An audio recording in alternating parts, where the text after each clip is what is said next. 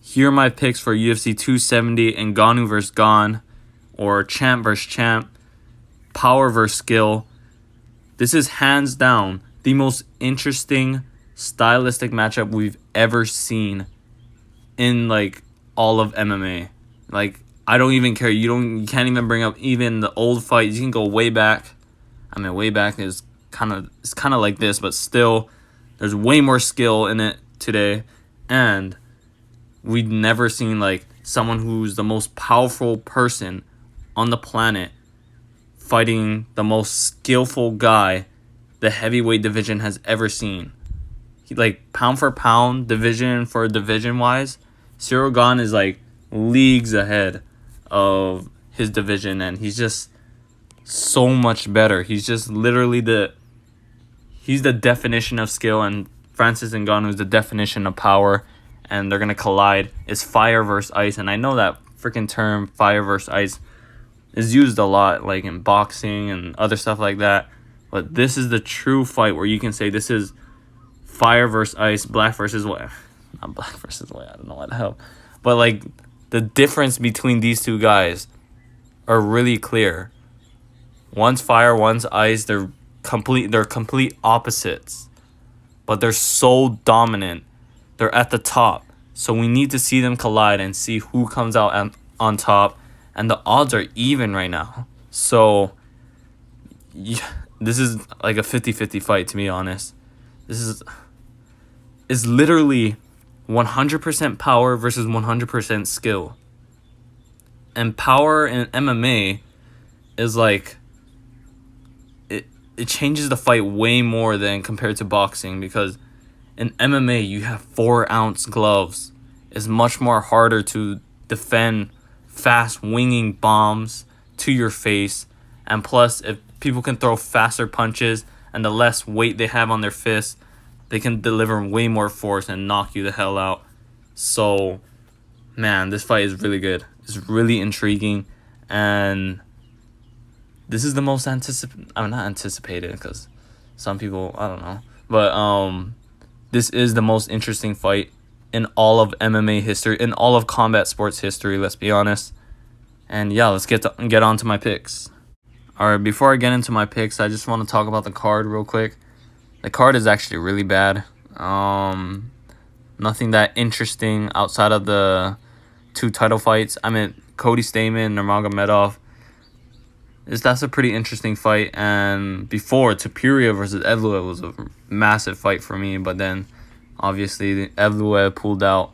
So now we have Topuria versus Jourdain. So, yeah, I'm not going to break that down. I'm not going to break down Stamann versus Nurmagomedov. I think Nurmagomedov got this one in the bag, to be honest. But still, it's going to be an interesting fight. That's the third most interesting bout on this card. Still a good fight, but the rest of the card is just trash. And I don't know why they're not the feature fight, because Michel Pereira is the feature fight. But yeah, the card's not good. And some people think it's the UFC trying to sabotage Ngannou, but why would they do that? Like, I wouldn't, like, even if I was Dana White or whoever's constructing these cards, the matchmakers or whatever, I wouldn't want to sabotage my own card just to give the middle finger to Francis Ngannou, because, to be honest, to tap into the casual buys, to get casuals to buy a pay-per-view, they're only going to be looking at the headliner and Ngannou versus Gane. So, yeah, the hardcores will buy it no matter what. But for the casuals, they're only going to be looking at the headliner, maybe even the co-headliner at times. And Brandon Moreno is actually a pretty big star, or not a big star, but he's a rising star, because obviously in his last fight he fought on the Adesanya card. Diaz was in there, got a lot of spotlight on him. He had a really nice win. Like, it got Mexico all riled up. Or not riled up like they were mad, but he got a lot of support after that fight. He got much more bigger. So they have Brandon Moreno helping out Francis Ngannou, and both of those names, they're both main event and co-main event. So that's the only like thing the casuals would see and just think about. They don't care about the rest of the card. You could put like freaking Jared Cannonier versus Derek Brunson. No, the casuals are not gonna care. They're not even gonna know they're on the card.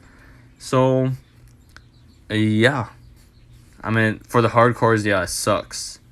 But when we're talking about like pay-per-view buys and the UFC trying to sabotage pay-per-view buys, I don't really buy into that. So yeah, starting it off in the co-main event for the flyweight championship, Brandon Moreno versus Davison Figueiredo. I feel like a lot of people are writing off Davison Figueiredo because obviously in his last fight, he got submitted by Brandon Moreno. He got dominated in the first round, had a competitive second round, and then got finished in the third. He gave up his back really easily, or he just gave up his back. And I feel like him training with Henry Cejudo is going to be a massive plus for him, because you can see what Henry Cejudo did to Zhang Weili. He helped her a lot, because at first I thought Rose Namajunas was going to have a much clear grappling advantage over Zhang Weili, but Zhang Weili was the one who was initiating the grappling, and she was controlling Rose Namajunas in the first 3 rounds, won the first 3 rounds, and yeah, I thought Zhang Weili did really good. Davison Figueiredo is in the same boat as Zhang Weili. They both got finished in their last fight. I mean, not Zhang Weili, but they were both finished, and then Zhang Weili trained with Henry Cejudo, same with Davison, and Zhang Weili looked much more better in that fight. And I think if Henry Cejudo could help with Davison Figueiredo's dieting, I think I might have to choose Davison Figueiredo. If he looks good on the scales, I might have to choose Davison Figueiredo, because I just think he's such a physical beast. He has a really great chin. In the first fight, he was like eating shots after shots. Hard shots by Brandon Moreno in the 4th round when he was really tired after a big exchange. He was just eating every single one of those punches, and he didn't get dropped once.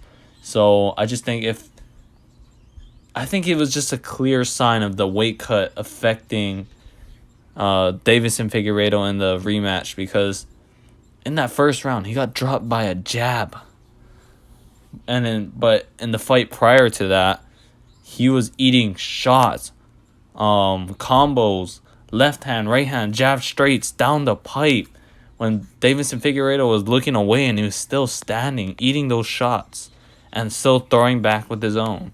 So if Davison Figueiredo looks great on the scales, like if he looks much more better than what he was like in all of his previous fights, I might have to go with Davison Figueiredo. But with the evidence that we have right now, with Brandon Moreno improving from that first fight and from that rematch, from the first fight and the second fight, he improved a lot, and he's only 28 or 29. No, he's 28, I believe.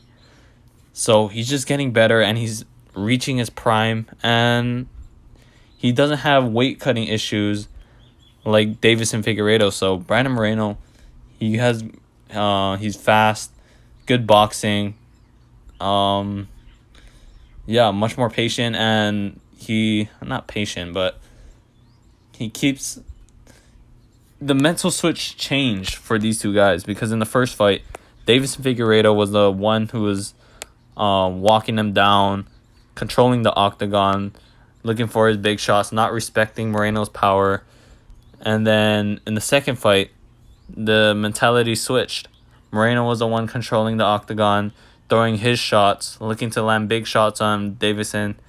Davison giving Moreno respect. So in this third fight, I feel like the person who has to win, the person who's trying to, I don't even know how to say it, I think the winner would be the person who controls the octagon and forces, I don't know. Yeah, I just think that the winner would be the one who doesn't really respect the other person as much and starts working their game plan. I feel like Davison is going to have a grappling game plan. He's going to stay on top. And he was winning that second round pretty comfortably. Or he got the takedown. He was on top of Brandon Moreno, landing pretty good shots. And then he jumped the guillotine and he lost the position. And he always gives up his back. So I feel like Henry Cejudo is going to change his grappling style, give him some good points to not put himself at a disadvantage as much against Brandon Moreno. So I feel like Henry Cejudo is going to be a really big help, and if they can fix that his weight cutting issues, I feel like Davison Figueiredo can take this one. But right now, we don't know how good Davison Figueiredo is going to look on the scales, but we do know that Henry Cejudo is going to help him. But Brandon Moreno, really good. He's just really good. He showed that in the last fight. So I feel like Figueiredo is going to get better. And if he doesn't look good on the scales, I'm going to say 49-46 decision for Brandon Moreno. Yeah, I'm going to go with Brandon Moreno. And if Figueiredo does look good on the scales, might have to go with Davison Figueiredo. But ultimately, my prediction for this fight is going to be Brandon Moreno. I think he's going to win. I just said 49-46, but I might go with a 48-47. I think this is going to be another close fight. And I don't think it's going to be as entertaining as the first fight, because on the first fight they were mainly fighting on the feet. But I feel like this fight is going to be a more grappling heavy fight because Davison Figueiredo has been training with Henry Cejudo, and he had good grappling before coming to Henry Cejudo. So I feel like he's going to go for a grappling game plan, and it's going to make the fight close, just like Zhang Weili. So 48-47 decision for Brandon Moreno.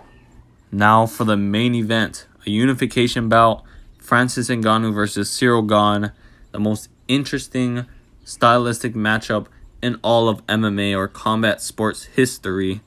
It's literally power versus skill, and I'm going to have to go with skill because I think the skillful fighter, Ciryl Gane, has all the ways to win. He can win by any way he wants to. Submission, TKO, or a clear decision for himself. And Francis Ngannou has to just knock him out. That's his only way of winning.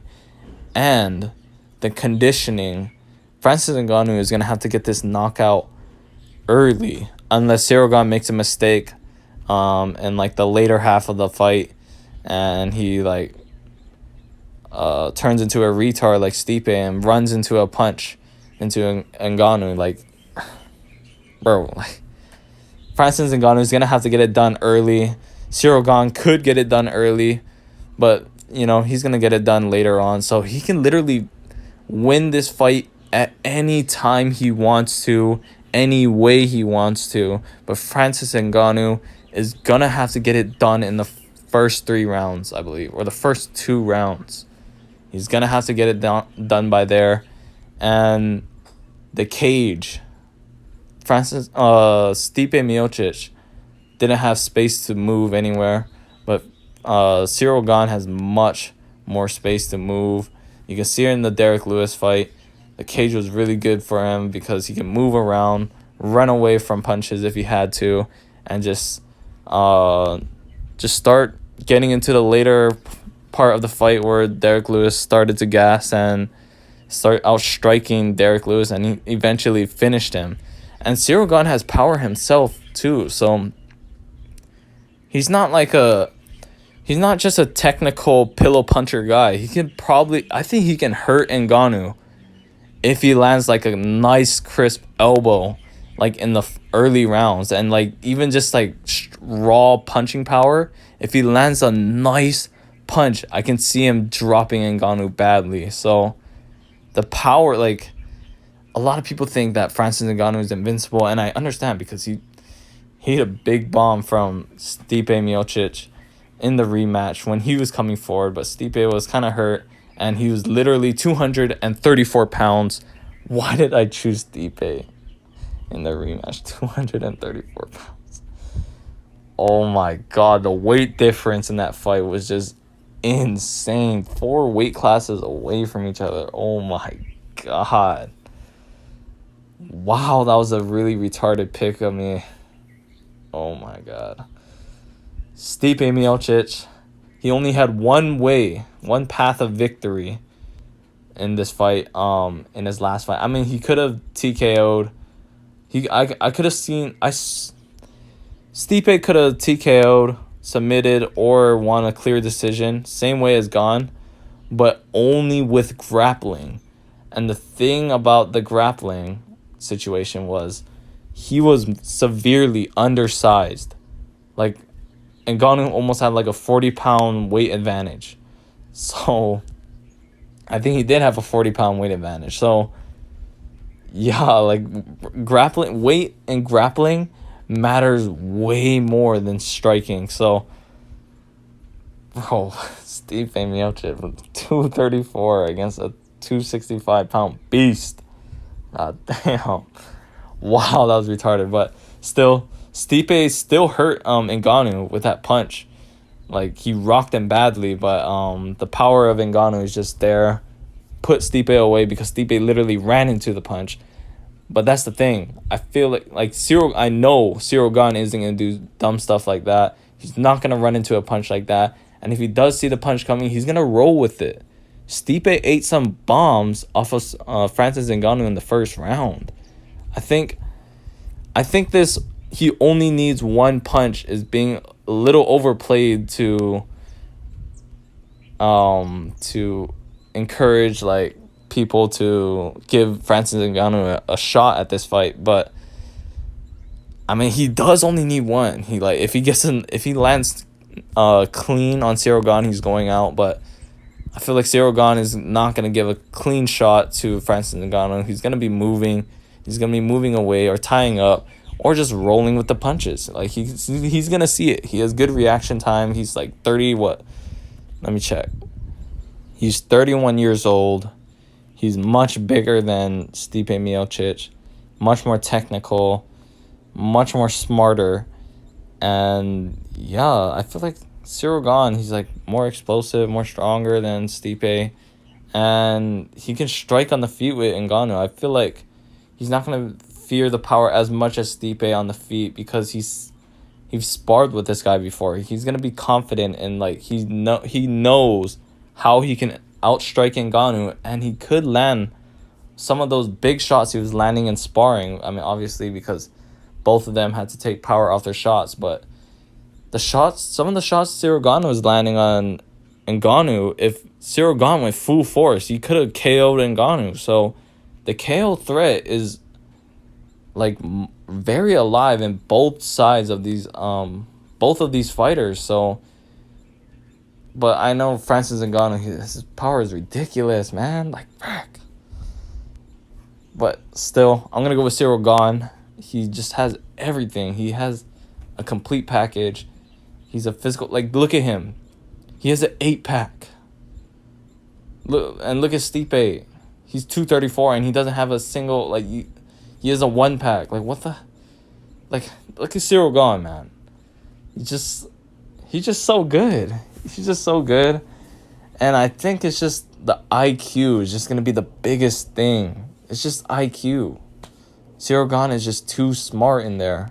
And Francis Ngannou is just too powerful. But the IQ of Cyril Gane is going to carry him big time. And obviously, that's him. He's the one controlling his own brain, controlling his body. So, yeah. So, Cyril Gane, I think he gets this done with a 5th round TKO. I could see a submission, but I feel like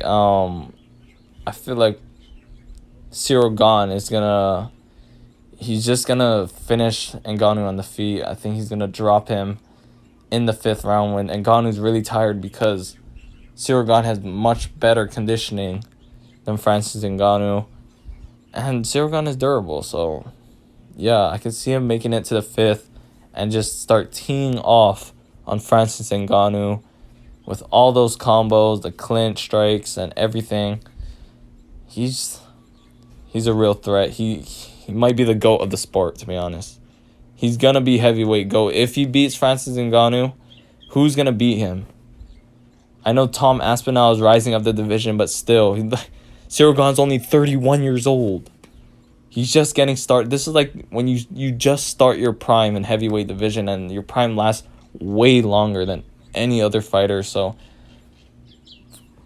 I don't even give Tom Aspinall a chance. I mean, until Tom Aspinall reaches his prime, I'm still gonna heavily favor Ciryl Gane.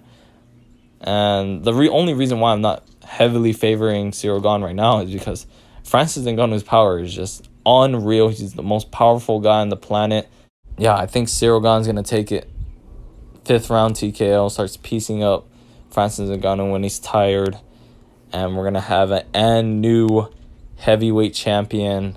Or maybe still title defense for Ciryl Gane, baby. He's a real champ. Nah, I'm just kidding. I don't know why I said that, but yeah.